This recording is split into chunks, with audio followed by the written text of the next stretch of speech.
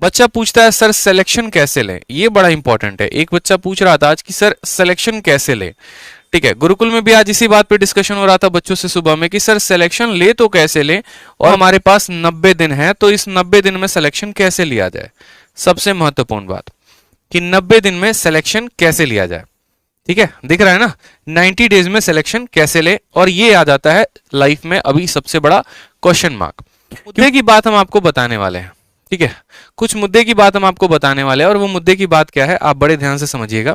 थोड़ी सी हो सकता है कि आपको बातें मेरी कड़वी लग जाएं, और हो सकता है थोड़ी सी बातें आपको जो है मीठी लग जाएं, लेकिन जो भी बात होगी वो सिर्फ सच्चाई के ऊपर होगा। जितनी भी लाइंस होगी वो सभी की सभी ट्रू लाइंस होगी, और ये ट्रू लाइंस में आपको थोड़ा सा फोकस करना है। ठीक है, जैसा कि मैं हमेशा कहता हूं कि पढ़ाई के साथ साथ इन सभी बातों का भी ध्यान रखना बहुत जरूरी है। अब बात करते हैं अगर इस 90 दिनों में ना, तो ये 90 दिनों में अगर आप पूर्ण तरीके से अपने आप को एक योगी बनकर पूरा का पूरा सीजीएल के लिए डिवोट करेंगे तो शायद आपका सीजीएल हो भी जाए। ठीक है, लेकिन अगर मन में थोड़ा बहुत इधर उधर है कि थोड़ा सा उस एग्जाम की तैयारी कर लिए, थोड़ा सा उस एग्जाम की तैयारी कर लिए, थोड़ा सा इधर की बातें सुन लेते हैं, थोड़ा सा मूवी आया है भैया पुष्पा तो देख लेते हैं, झुकेगा नहीं साला एकदम डायलॉग मारेंगे पूरा, तो ऐसे काम नहीं चलने वाला है। सीधी सी बात बोले, इसलिए मैंने कहा मेरी बात मीठी भी लग सकती है, मेरी बात कड़वी भी लग सकती है। तो जो इंपॉर्टेंट है वो क्या है, ये 90 डेज की स्ट्रैटेजी क्या है। बेकार है कहीं पर स्ट्रैटेजी सर्च करना, बेकार है सारी बातें। सिंपल 3 सफलता के मूल मंत्र होंगे, वो होगा पहला क्या, मैं अगर बताऊं तो सबसे पहले आप अपने सिलेबस को पूरा करो, ये बात आप अपने मन में डाल लो। ठीक है, असल में क्या होता है ना कि जो जिस रास्ते से गुजरा होता है उसको वहां की खाई और उसको वहां की ऊंचाई सब कुछ पता होती है। हम लोग ऐसे यहाँ पर नहीं आए, मैं यहाँ पर ऐसे नहीं आया हूं कि हाँ बस आया गया और भैया ठीक है आ गए यहाँ पे और ज्ञान दे रहे हैं फालतू का। हर वो पेपर क्वालिफाई किया है, हमें पता है ठीक है कि फेल भी आदमी कब होता है, पास भी कब होता है, रैंक भी लेकर कब आता है, सब चीजें सब कुछ पता है मुझे ये भी पता है किसी बच्चे को देख के मैं बता सकता हूं कि उसका सिलेक्शन कब होगा, कितने टाइम में होगा, कितने मंथ में होगा, जिस हिसाब से उसकी तैयारी है। बात करते करते सब कुछ पता लग जाता है। क्या होता है दोस्त कि आप लोग हमेशा एक बात को जिया करो, अपने जिंदगी में डाल लिया करो कि आप बन रहे हो, सिंपल सा बात है, इंस्पेक्टर। आप यहां पर चपरासी नहीं बन रहे, आप सीजीएल से इंस्पेक्टर बन रहे हो। और अगर आप इंस्पेक्टर बन रहे हो ना तो आपको मेहनत भी उस तरीके का करना पड़ेगा। इन 90 दिनों में आपको मेहनत भी उस तरीके का करना पड़ेगा। आपको मैथ्स में भी उतने ही एफर्ट डालने पड़ेंगे, इंग्लिश में ही उतने ही एफर्ट डालना पड़ेगा, रीजनिंग में ही उतने ही एफर्ट डालने पड़ेंगे, जीएस में भी उतनी। आप क्या सोचोगे कि सर एक काम करो ना, बताइए ना सर कोई छोटा सा वीडियो जिससे ज्योमेट्री कंप्लीट हो जाए। सर जीके का हम क्विज लगा रहे हैं, घटना चक्र लगा रहे हैं, स्पीडी लगा रहे हैं, कुछ सवाल सही होते हैं कुछ सवाल गलत होते हैं, सर सिलेक्शन तो हो जाएगा ना।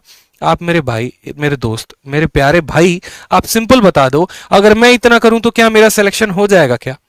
अगर मैं ही इतना करूं तो क्या मैं इंस्पेक्टर बन जाऊंगा? मैं भी उतना ही मेहनत करता हूं, आप भी उतना ही मेहनत करते हो, तो चलो एक काम करते हैं ना, दोनों इंस्पेक्टर बन जाते। कैसे पॉसिबल है यार? 12 लाख की भीड़ है, जो जेन्युइन क्राउड है ना, 3 से 4 लाख की जेन्युइन क्राउड है। आप यहां पर पहले इनको तो बीट करो जो सबसे ज्यादा महारथी हैं, और इनको बीट करने के लिए क्या होगा, उस लेवल की मेहनत करनी पड़ेगी। और उस लेवल की मेहनत सिर्फ मैथ में नहीं करनी पड़ेगी, हर सब्जेक्ट में उतना ही इनपुट डालना पड़ेगा, तो जाकर आप अपने आप को ढंग का प्रिपेयर कर पाएंगे, अपने आप को उस लेवल तक पहुंचा पाएंगे। और जिस दिन आप उस लेवल तक अपने आप पहुंचा लिए ना, फिर आप 30 डेज स्ट्रैटेजी 60 डेज स्ट्रैटेजी नहीं ढूंढोगे, सीधा का सीधा आपके हाथ में सिलेक्शन ही आएगा। जेन्युइन चीजों पे काम करिए, उल्टी सीधी चीजों पे मत भागिए। ठीक है कि हम 10 दिन की स्ट्रैटेजी देख लेते हैं, 30 दिन की स्ट्रैटेजी देख लेते हैं, या ऐसे पढ़ लेते हैं। आपको डेडिकेटेड होना पड़ेगा। सर मैं आपको हर दिन पहले क्यों कहता हूं, सर मैं आपको 30 दिन पहले, ये 3 महीने पहले मैं आपको क्यों बात बता रहा हूं कि अगर अभी से भी आपकी जो तीसरी आंख है जो पीछे सो रही है, अगर अभी से भी वो जग जाती है तो आप प्रॉपर तरीके से अपना शेड्यूल बना लेंगे, प्रॉपर तरीके से वोकैबुलरी पढ़ेंगे, प्रॉपर तरीके से ग्रामर की प्रैक्टिस करेंगे, प्रॉपर तरीके से मैथ्स के हर वो पॉइंट, हर वो फॉर्मूले पर आप काम करेंगे। आपका अगर एडवांस वीक है तो ऐसा नहीं है कि पेपर के 10 दिन पहले अलजेब्रा उठा रहे हैं, आप अभी से ही पढ़ना शुरू कर देंगे। तो हर उस मुद्दे पर काम करिए, बहुत जरूरी है आपके लिए। ठीक है, बहुत ज्यादा जरूरी है। आपको 3 मंत्र पर काम करना है। सबसे पहले तो आपको अपने सिलेबस पर ध्यान देना है। ठीक है, आप एक काम करो, सबसे बढ़िया बात बता रहा हूं, ठीक है, सबसे बढ़िया बात जो आपको कोई नहीं बताएगा, आप एक अपना पन्ना लो, एक ऐसा पेपर लो जो मैं हमेशा करता था। ठीक है, जो पर्सनली मेरा अपना प्लान होता था। मैंने यहां पर क्या किया कि मैंने यहां पर 90 डेज का प्लान लिख दिया, और ये 90 डेज के प्लान में मैंने क्या मेंशन कर दिया, ये 90 डेज के प्लान में मैंने पॉइंट नंबर 1 मेंशन कर दिया कि भाई मुझे मैथ में फलाना फलाना फलाना फलाना टॉपिक्स खत्म करने हैं, ये मेरे टॉपिक्स हो जाएंगे और यहां पर ये मेरी बुक लिस्ट हो जाएगी। ठीक है, और साथ में मैं उसको एक टाइम भी दे देता था कि एवरेज ऑन एन एवरेज मुझे 5 दिन के अंदर 10 दिन के अंदर मुझे एक चैप्टर को खत्म कर देना है। उसी तरीके से इंग्लिश में भी हम अपना टाइम लिस्ट बना लेते हैं कि इंग्लिश में मुझे जो है यहां पर ग्रामर हो गया, वोकैब हो गया, इस तरीके से मुझे सभी चीजों को खत्म करना है। ठीक है, ग्रामर में मुझे यहां पर ये 8 टॉपिक हैं, बस मुझे इन्हीं के ऊपर मेहनत करनी है। और वोकैबलरी में सिर्फ एक बुक है, मानो नीतू सिंह हो गई तो नीतू सिंह हो गई, ऑनलाइन मेंटर हो गया तो ऑनलाइन मेंटर हो गया, जो भी हो गया मुझे यहां पर इनको खत्म करना है।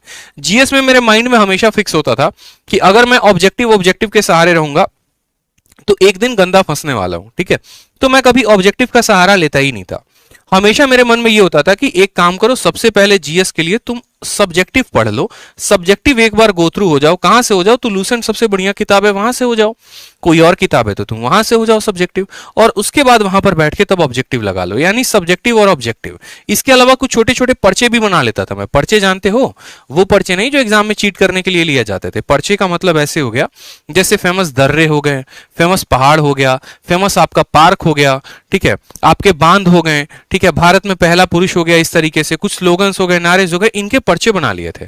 कहीं कहीं से प्रिंट आउट निकलवा लिए थे जाके किसी किसी वेबसाइट से, जैसे ग्रेड अप हो गया, वहां पर सबसे ज्यादा दिया होता है। ये पर्चे बनाने के बाद, ठीक है, तब इनको प्रॉपर तरीके से रिवाइज करना। मतलब अगर मैं इस पे हमला कर रहा हूं ना तो एक दिशा से नहीं, टोटल मिलाकर 3-4 दिशा से हमला होती थी मेरी। ठीक है, एक मेरा हो जाता था कि इसके मिसलेनियस पे अटैक करूंगा, दूसरा मेरा ये हो जाता था इसके ऑब्जेक्टिव पर अटैक मारना है, तीसरा मेरा ये हो जाता था यहां पर कि करंट अफेयर पर भी जोड़ देना है। ठीक है, इस तरीके से हमला होगा। फिर उसके बाद हम आते थे रीजनिंग पे। अब रीजनिंग में क्या होता है, एक बच्चा जो है वो जीवन में इस बात के मिथ पे जीता है, भाई का तो तेरा रीजनिंग कंप्लीट है, ठीक है, मेरा तो रीजनिंग बहुत अच्छा है, 50 में 50 तो आ ही जाएंगे। और यकीन मानो उस भाई को भी ये पिछले साल पता नहीं उसकी आंखें कब देखी होंगी, स्कोर 50/50 नहीं आता दोस्त। जिंदा आदमी इस उम्मीद में रहता है कि रीजनिंग अच्छा है और रीजनिंग में 50 में 50 आ जाएगा, बट नहीं आता है। क्यों नहीं आता है? क्योंकि देखो, अगर कोई चीज नहीं आती है ना तो गुरूर नहीं करना उस चीज का। ठीक है, घमंड नहीं करना है कि रीजनिंग आती है। हो सकता है कभी आप किसी दिन में उस घमंड के लपेटे में आ जाओ, उससे बढ़िया ये है कि आप उसको कॉन्स्टेंटली मेहनत करते रहो। करना दोस्त, एटीट्यूड जरूर दिखाना, गुरूर जरूर दिखाना, लेकिन जिस दिन हाथ में ज्वाइनिंग होगी उस दिन दिखाना, उस दिन शोभा भी देगा। अभी तो आपकी सीखने की उम्र है। अभी एक काम क्या करो कि रीजनिंग में जैसे मानो अगर कोई टॉपिक नहीं आता, आप उसको पूरा का पूरा पढ़ो प्रॉपर तरीके से, और अगर नहीं आता तो प्रैक्टिस करो। ज्यादा से ज्यादा मेरा मानना है कि अभी प्रैक्टिस के ऊपर जोर दो, उन सवालों के ऊपर जो सबसे ज्यादा कैलकुलेटिव है, ठीक है, जो नए पैटर्न के ऊपर पूछे गए हैं। कहीं से भी प्रैक्टिस करते हो। रीजनिंग की जो बुक है हमारी विक्रमजीत सर की, आप उससे प्रैक्टिस कर सकते हो, बहुत जबरदस्त बुक उन्होंने बना रखी है। ठीक है, तो इस तरीके से आप यहां पर पूरा पे एक प्रॉपर 90 डेज का प्लान बना लो। उस 90 डेज के प्लान में आप हर सब्जेक्ट को टारगेट कर रहे हो, आप वोकैब को भी टारगेट कर रहे हो, आप करंट अफेयर को भी टारगेट कर रहे हो, आप रीजनिंग को टारगेट कर रहे हो, मैथ को कर रहे हो, इंग्लिश को कर रहे हो। तो इस तरीके से एक 90 डेज प्लान अपने आपने कॉपी में बना लिया, सारी बातें आपने नोट डाउन कर ली। उसके बाद क्या होता था, मैं यहां पर डेज के प्लान बनाता था कि डेज में जैसे मानो 1 हो गया, 2 हो गया, 3 हो गया, 4 हो गया, इस तरीके से करके पूरे 90 दिन का प्लान बना लिया। जैसे जैसे मेरा दिन बीतता था ना, मैं उसको ऐसे काटना शुरू करूंगा।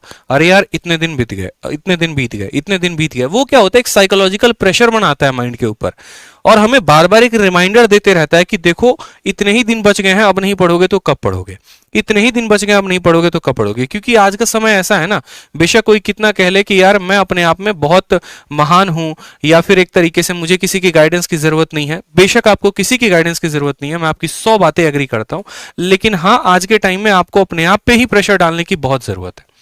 और वो जरूरत करता है आपका ये टाइमर, वो जरूरत करता है आपका ये शेड्यूल। जब आपके सामने लिखा हुआ होगा ना पन्ने के ऊपर, इतनी चीजें पढ़नी है, तो दिमाग को लोड पड़ेगा भाई, आंखों से दिखेगा, अरे तेरे को तो इतना कवर करना है पेपर के पहले, और तू 4 टॉपिक किए बैठा है, तेरे पास तो सिर्फ 90 दिन है, 20 दिन निकल गए, बचे 70 दिन, अब नहीं करेगा तो कब करेगा। तो ये डेली का डेली एक प्रेशर क्रिएट करते रहेगा आपके ऊपर। उस प्रेशर में शायद हो सकता है थोड़ा बहुत आप पढ़ाई कर भी लो, ठीक है, हो सकता है उस प्रेशर में आप एक पल के लिए ये भी सोच लो, यार आज है ना 2 चीजें मेरे सामने हैं, या तो एक मैं बैठ के 3 घंटे की मूवी देख लूं या वेब सीरीज देख लूं, या फिर हो सकता है कि मैं 3 घंटे में एक टॉपिक कंप्लीट कर लूं। अगर टॉपिक कंप्लीट हो गया तो यहां से उसको कट मार देंगे, और मूवी कंप्लीट हो गया तो यहां पर उसको कट मारने का कोई भी जगह नहीं है। इस तरीके से आप अपने आप को ढालो। ये 90 दिन बहुत जरूरी है, समझ में आ रहा है? और ये 90 दिन में जिसने काम नहीं किया ना, तो इसीलिए मैंने कहा 3 पॉइंट है। पहला पॉइंट हो गया सिलेबस, दूसरा पॉइंट हो गया प्रॉपर स्ट्रैटेजी, ठीक है। और तीसरा हो गया प्रॉपर, एक बात को जान लो दोस्त, रिवीजन। रिवीजन का मतलब क्या हो गया कि जो आप सिलेबस को पढ़ रहे हो उसका रिवीजन करो और साथ में मॉक टेस्ट लगाओ, ठीक है। अभी तो आपकी उम्र मॉक टेस्ट लगाने की भी नहीं हुई है। और बच्चे क्या सोचते हैं, बच्चे सोचते हैं सिलेक्शन हो जाएगा, प्री में तो हम ही फोड़ेंगे और कोई नहीं फोड़ेगा। अरे यार, बाहर ऐसे ऐसे लोग बैठे हैं ना जो 400 500 प्री का मॉक लगा के बैठे हैं, और उनका अभी स्टार्टिंग स्कोर ही है ना मॉक में 150 160 होता है। आपका स्टार्टिंग स्कोर अभी 100 110 होगा। आप अभी कट ऑफ के लिए जद्दोजहद कर रहे होगे, वो कट ऑफ क्लियर करके बैठे हैं, उनको मेंस के लिए क्वालिफाई करना है, वो 190 के लिए बीट कर रहे हैं। तो दो लोग हैं हमारे पास, एक वो जो 130 140 लाने के लिए मर रहा है, कट ऑफ क्लियर करने के लिए मर रहा है, दूसरा वो जिसके 130 140 तो अभी से ही बन रहे हैं, बस वो ये सोच रहा है कि किसी भी तरीके से 180 प्लस लेके आ जाऊं, मेंस में भी 180 190 लेके आ जाऊं और एक इंस्पेक्टर पोस्ट मिल जाए। यहीं पर दो लोग हैं, दोनों की सोच अलग अलग है। तो आप खुद यहां से तय कर लीजिए कि सिलेक्शन किसका होगा, ठीक है। सिलेक्शन किसका होगा। ये जो 110 नंबर आ रहे हैं, ऐसा नहीं है कि इनका सिलेक्शन नहीं होगा, इनका होगा, लेकिन तब जब वो 180 वाले के बराबर या उससे दोगुनी तीन गुनी मेहनत करेंगे तब हो सकता है।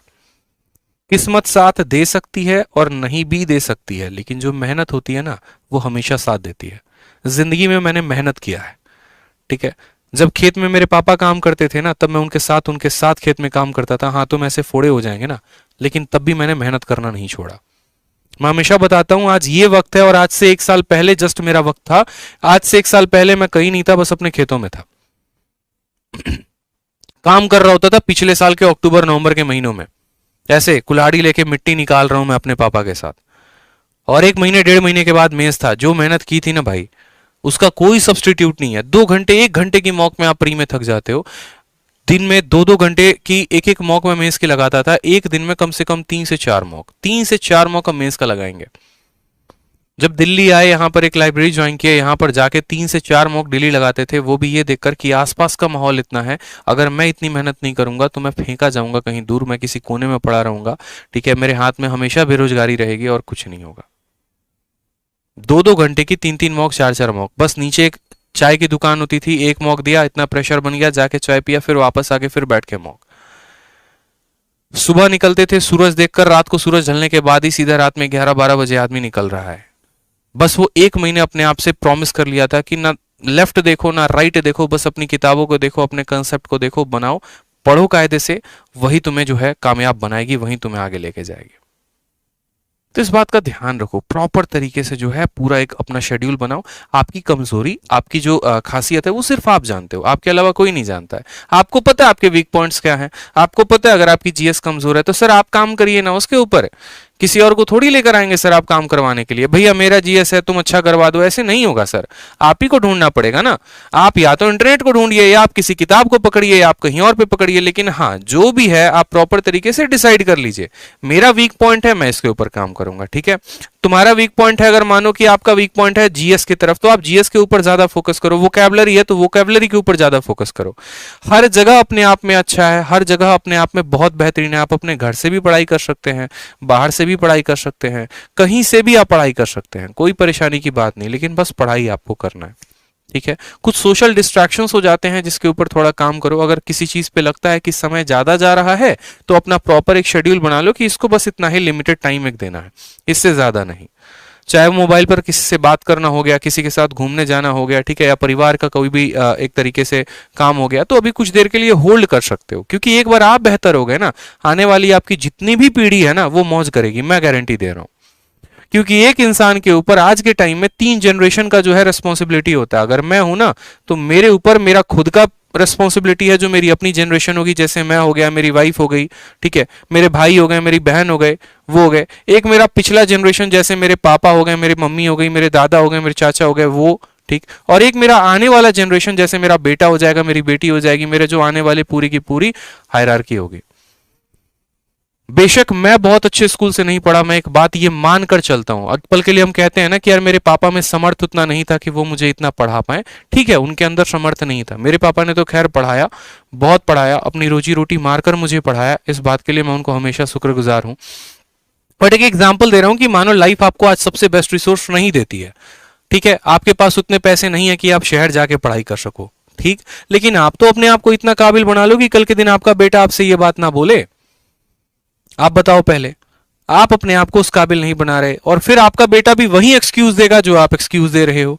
इससे बेहतर यह है कि आप उसके लिए एक बढ़िया सा प्लेटफॉर्म तैयार करके दो, और वो तब दोगे जब आप अगर अच्छे स्कूल में नहीं पढ़े, अगर आप उसको अच्छे स्कूल में पढ़ाने का सोचते हो, वो तब पॉसिबल है जब आप उस लेवल की मेहनत कर रहे हो, आप उसको कुछ गिफ्ट में दे रहे हो, एक तरीके से एक बोलते हैं ना विरासत में मिली है, तो ये आपकी कामयाबी से उसको विरासत में मिलेगा, और इसके लिए बस आपको मेहनत करनी पड़ेगी।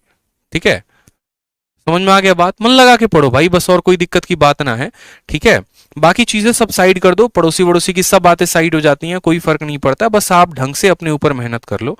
ठीक, ताकि आने वाली पीढ़ी कम से कम बोल सके कि हाँ भाई साहब ये हमारे लिए कुछ छोड़ कर गए, कुछ अच्छा करके गए, देश के लिए भी कुछ अच्छा कर लोगे आप।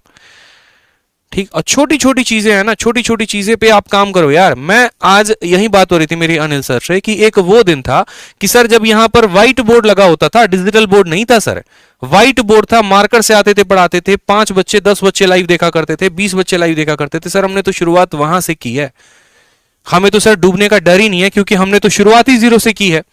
आज 1000 बच्चे लाइव देखते हैं, कल हो सकता है 10,000 बच्चे लाइव देखेंगे, एक दिन 1 लाख बच्चे भी लाइव देखेंगे, वो भी पल आएगा। तो जो व्यक्ति एकदम नीचे से शुरुआत करता है ना, उसको पता होता है यार कहां कहां पर ब्रेक थ्रू आएंगे, और डर नहीं लगता। फिर बस उसी तरीके से मेहनत करो। बेशक आपका स्कोर 60 आ रहा है, कोई परेशानी की बात नहीं, लेकिन ये 60 से जो है ना, 60 के बाद 60 पे ही नहीं रुकोगे, 70 आएगा, 80 आएगा, 90 आएगा, 100 आएगा, 190 भी आएगा। एक पल था जब मैं ये सोचा करता था कि यार जिस दिन मैं टॉप मारूंगा ना, पक्का मेरे जो पोस्टर हैं वो हर जगह पर लगेंगे। ठीक है, किसी पर्सन से मेरी एक दोस्त था, उससे लड़ाई हो गया था, तो मैंने सोचा था कि चल ठीक है यार कोई बात नहीं, अपना जो है जिस दिन टॉप मारूंगा इसके घर के सामने अपने पोस्टर लगवाऊंगा। आज इतना है ना कि लोग खुद मेरी वीडियो देख रहे होते हैं, ठीक है, उनको पता है कि हाँ क्या है, ठीक है बंदा चलो बहुत अच्छा है। किसी की कामयाबी फिक्स नहीं होती यार, कौन कहां जाकर कैसे हिट मार देगा किसी को पता नहीं होता है। बस मेहनत करते रहिए, भगवान देख रहे हैं आपकी मेहनत को, और वो जरूर आपको सफल इंसान बनाएंगे, बहुत अच्छा बनाएंगे। ये मैं मानता हूं, इस बात को मैं यकीन करता हूं, मैं इस बात पे, ठीक है, इस पे मैंने बिलीव किया। बस मेहनत का कोई भी तोड़ नहीं है। जब मैं 6th क्लास में था ना, तो 6th क्लास में मेरा स्कोर सबसे डाउन आता था, सबसे ज्यादा डाउन। ठीक है, मुझे मतलब एक तरीके से ऐसा हो गया था ना कि अपने आप में बहुत बेकार सा फील होना शुरू हो गया था। बाकी लोगों के स्कोर आ रहे हैं, टीचर भी मुझे उस तरीके से देख रहा है, मैं कितना भी बढ़िया प्रेजेंटेशन लेकर क्यों ना चला जाऊं अपने स्कूल में, एक टॉपर है उसका नाम पढ़ते उसको 10 में 10 दे दिया जाएगा, और मेरा प्रेजेंटेशन को ऐसे फेंक देगा जैसे लागो की पता नहीं क्या उसमें कीड़े पड़े हुए हैं। बस उस पल की खुन्नस इतनी थी ना कि यार बस अब तो लाइफ में कुछ अच्छा करना है, कुछ भी हो लेकिन अच्छा करना है। जिस दिन जिंदगी में मौका मिल गया ना, तो सबको जवाब देके दिखा दूंगा मैं। मौका मिला, दिल्ली आए, दिल्ली आकर तैयारी की, ढंग से तैयारी की, बहुत अच्छे अच्छे गुरुओं का मेरे ऊपर हाथ रहा, विक्रमजीत सर का हाथ रहा, एक राम सर उनका हाथ रहा, एक अनुराग सर उनका हाथ रहा, सबका आशीर्वाद रहा मेरे ऊपर। उस तरीके से जिंदगी में मेहनत करता चला गया, सभी का प्यार मिलता गया, सपोर्ट मिलता गया, और आज आपके सामने है कि जो लोग जो मेरे से काफी ऊपर थे, ज्यादा से ज्यादा उन लोगों ने इंजीनियरिंग की, ज्यादा से ज्यादा उनको आईआईटी मिली, बीआईटी मिली, एनआईटी मिली, पैकेज उनकी है महीने की 60,000 70,000, और उतना कभी कभी ऐसा होता है कि एक दिन एक हफ्ते में आ जाते हैं अपने पास, तो उसकी दिक्कत नहीं है। तो बस ये है, मैं कहना चाहता हूं कि जिंदगी में आपकी कामयाबी सर कहीं फिक्स नहीं है कि आप कहां जाएंगे, मेहनत करते रहिए, तोड़ आएगा। मैंने कहा ना, 1 साल में लाइफ ऐसी बदली है कि 1 साल पहले I was aspirant and right now I am an educator and well educated on a well channel, सिर्फ आप लोगों की वजह से। और अभी तो जिंदगी में बहुत आगे बढ़ना है दोस्त। ये एक छोटे भाई की तरह मैं आपसे एक एक्सपीरियंस शेयर कर रहा हूं कि यार मैंने ये चीज खुद महसूस की है, आपको भी ये महसूस होगा, बस आप पढ़िए। देखो, किसी की सफलता की कहानी सुननी है ना, बड़ी अच्छी लगती है, बड़ा मजा आता है किसी की सुनने में, लेकिन इंपॉर्टेंट यह है कि क्या आप उस तरीके का, आप भी उस प्लेटफॉर्म पे आना चाहते हैं? क्या आप भी अपने आप को उस तरीके से क्रिएट करने के लिए सोच रहे हैं? क्या आप भी चाहते हैं कि हाँ आपकी भी सफलता की कहानी हो, लोग सुने, इंटरेस्ट ले? अगर हाँ तो भाई साहब लग जाओ मेहनत में, सुनो सब किसी की, लेकिन अपने मन में वो एक आस लेके चलो कि भैया आप तो फोड़ेंगे। ठीक है, बस 1 साल दबा के रखो। इस यहां पर पहुंचने के लिए, यहां तक बात करने के लिए ना, मैंने अपने आप को 1.5 साल बैकग्राउंड में इतना काम किया, एक एक कंसेप्ट के ऊपर काम किया, एक एक क्वेश्चन के ऊपर काम किया। बस मुझे उस मौके की तलाश थी कि बस ठीक है कोई बात नहीं, जब भी जाऊंगा ये करूंगा, वो करूंगा, वो करूंगा, वो करूंगा। ठीक है, गुरुकुल संभाल दिया पूरा ऑफलाइन। गुरुकुल में सभी बच्चे हैं, मन लगाकर पढ़ते हैं, ऑफलाइन है, ऑनलाइन है, आप लोगों का प्यार है, कंटेंट है। इस 6 महीने साल भर के अंदर मैंने वो भी काम किया जो बड़े बड़े एजुकेटर्स 5 साल 10 साल में भी नहीं कर पा रहे। शीट्स देखोगे आप, पूरा प्रॉपर तरीके से अरेंज्ड मिलेगा। ये एक टीम वर्क है, एक एफर्ट है, सभी का एफर्ट है, मेरे साथ जो जुड़े हैं उनका एफर्ट है, हम लोगों ने उस तरीके से काम किया। तो ये ताकि हमारा बैकग्राउंड में फिक्स है। आज भी मैं रात के 3 बजे 4 बजे सोता हूं, सुबह वापस मेरी 9 बजे गुरुकुल में क्लास लग जाती है। कोई ऐसा दिन नहीं है जिस दिन मैं 4 बजे नहीं सोता रात में, और सुबह 9 बजे कोई ऐसा दिन नहीं है जिस दिन मैं गुरुकुल में ना पहुंचूं क्लास लेने। मेहनत आज भी मेरी उतनी है, बस यही मेहनत है कि हो सकता है जिंदगी में और आगे लेके जाओ। और मैं यही बात आपको भी हाथ जोड़कर विनती करूंगा आपसे कि आप भी बस मेहनत करो सर। ये पल वापस नहीं आएगा, धीरे धीरे धीरे धीरे धीरे धीरे आपका एज निकल जाएगा, और एज निकल जाएगा फिर हाथ मलते रह जाओगे और कुछ नहीं मिलने वाला है लाइफ में। ठीक है, तो इस बात का ध्यान रखा करो। मैं जनरली जो है इतनी बातें नहीं करता, आपको भी पता है। सेशन के दौरान अगर मैं पढ़ाना शुरू करूंगा तो बस मैं पढ़ाता ही पढ़ाता हूं। लेकिन आज जरूरत इसलिए महसूस हुई क्योंकि बहुत बार क्या होता है कि हम पढ़ रहे होते हैं, हमें पता ही नहीं क्या पढ़ रहे हैं। हम तैयारी कर रहे हैं लेकिन पता ही नहीं किस चीज की तैयारी कर रहे हैं। तो क्या फायदा ऐसी तैयारी का? आप मेरी वीडियो 4 घंटे देख लो, ठीक है, और 4 घंटे के बाद आप कुछ ना पढ़ो। सर मैं बता रहा हूं वो 4 घंटे भी बेकार है, वो 4 घंटे भी बेकार हैं। अभी के जो ये आधे घंटे जो मैंने बात कही है ना, अगर जब जब आप डिमोटिवेटेड फील होना ना, आप बार बार ये मेरी बात सुनना, रिवाइंड करके सुनना, वीडियो को डाउनलोड करके रख लो, सेव करके रख लो। जब जब हो 2x की स्पीड पे चला देना, सुनना, देखना, एनर्जी ना आ गई तो फिर कहना। बस इस बात का ध्यान रखो, प्रॉपर स्ट्रैटेजी, प्रॉपर प्लानिंग, ये जिंदगी में हमेशा आपको आगे बढ़ा के लेके जाएगी। साथ में वीडियो पसंद आती है ना तो लाइक भी किया करो और शेयर भी किया करो। अभी नीचे लाइक बटन दिख रहा है, उसको लाइक कर दो, ताकि जो है वीडियो का कंटेंट अगर अच्छा हो तो बाकी लोगों तक यूट्यूब इसको पहुंचा दे। आपको शेयर नहीं करनी है तो ना करें, लेकिन लाइक इसीलिए कर दें ताकि यूट्यूब को लगेगा ये एक अच्छा कंटेंट है। कमेंट इसीलिए कर दें ताकि उसको लगेगा हाँ यहाँ पर अच्छी बातें होती हैं, बच्चे अच्छे से मन लगा के पढ़ते हैं, तो वो बाकी लोगों तक शेयर कर देते हैं उन्हें। इसीलिए आपके लाइक और शेयर की आवश्यकता होती है। ठीक है, तो लाइक और चैनल को सब्सक्राइब जरूर करें, ये आपका अधिकार है, ये आपका अपना परिवार है, इसको आगे बढ़ाइए। धन्यवाद।